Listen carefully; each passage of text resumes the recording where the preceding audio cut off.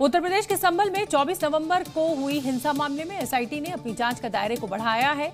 Police मामले में हर उस शख्स पर शिकंजा कस रही है जिस पर शक है और संभल जामा मस्जिद के सदर जफर अली के बाद अब समाजवादी पार्टी के सांसद जियाउर रहमान बर्क की मुश्किलें बढ़ती नजर आ रही हैं।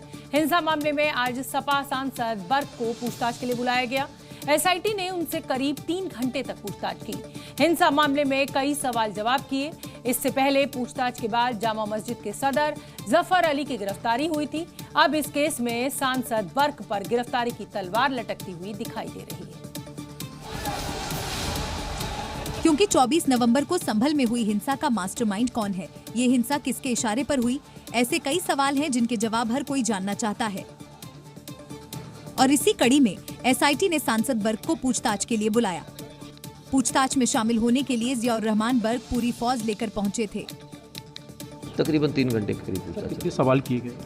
बहुत सारी चीज़ें हैं, बहुत सारी चीज़ों को पूछा गया है। तो उसमें कुछ ऐसा कोई पर्टिकुलर कोई ऐसा नहीं कि कितने सवाल किए। जो तमाम बिंदु थे, जिन बिंदुओं पर इन्वेस्टिगेशन चल रही है, उस सब के बारे में पूछताछ। संभल हिंसा को लेकर करीब 3 घंटे तक पूछताछ हुई।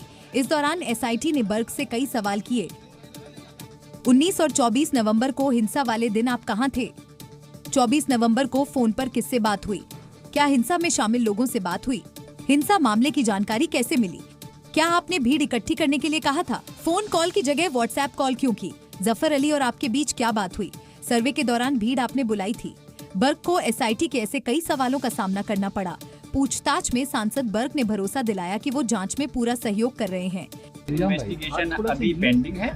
उन्होंने जो सवाल मुझसे किए हैं उसका मैंने उत्तर उनको दे। संभल हिंसा मामले में जामा मस्जिद के सदर जफर अली को पूछताछ के बाद पहले ही गिरफ्तार किया जा चुका है। सांसद जियाउर रहमान बर्क पर भी हिंसा के लिए लोगों को भड़काने का आरोप है।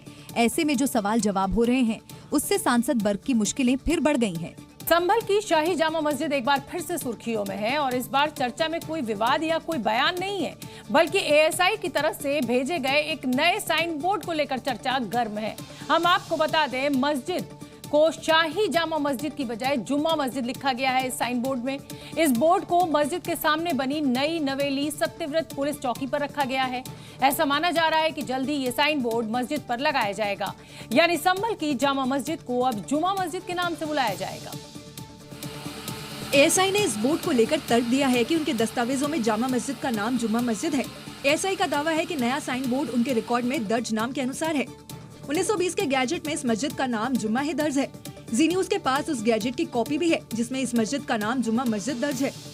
मस्जिद पर लगने वाले इस नए बोर्ड पर लिखा है एएसआई संरक्षित स्मारक जुम्मा मस्जिद लिखा गया है। जामा की जगह जुम्मा मस्जिद वाले नए नेम बोर्ड को लेकर मुस्लिमों का क्या कहना है, ये भी सुन लीजिए। कि शाही जामा मस्जिद का क्या नाम है? शाही जामा मस्जिद नाम है, लेकिन एएसआई ने एक नया बोर्ड बनाया है, उसमें जुमा मस्जिद नाम लिख रखा है। जुमा मस्जिद कह लो या जामा मस्जिद कह लो, बात एक ही है। बात एक ही है।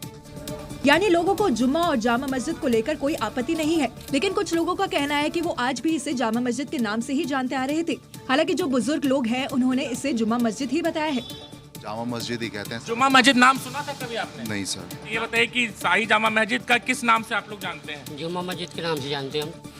फिलहाल ये बोर्ड मस्जिद के सामने बनी नई नवेली सत्यव्रत चौकी में रखा गया है। उम्मीद है कि एएसआई का ये बोर्ड जल्द ही पुराने बोर्ड की जगह लगाया जाएगा, जहां पर शाही जामा मस्जिद लिखा है।